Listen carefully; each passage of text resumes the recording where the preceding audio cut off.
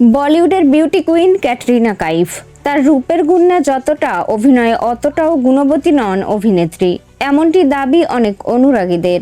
বলিউডে পা রাখার পর থেকেই এই সমালোচনার মুখে পড়তে হয়েছে তাকে।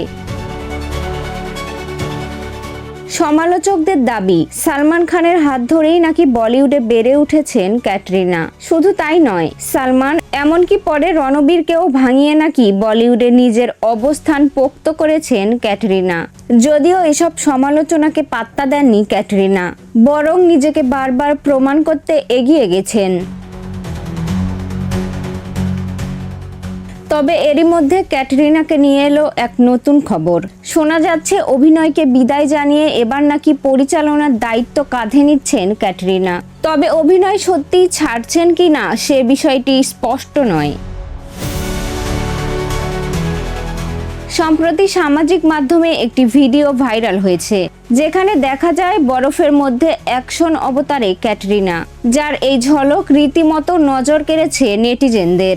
ভিডিও প্রসঙ্গে জানা গেছে এই ছবির পরিচালক ক্যাটরিনা। তবে কয়েক সেকেন্ডের এই ভিডিও ছাড়া আপাতত এই ছবি নিয়ে বিস্তারিত কিছু জানাননি ক্যাটরিনা। তবে ধারণা করা হচ্ছে নতুন বছরে নিশ্চয়ই কোনো বড় চমক দিতে চলেছেন বলিউডের এই বিউটি কুইন।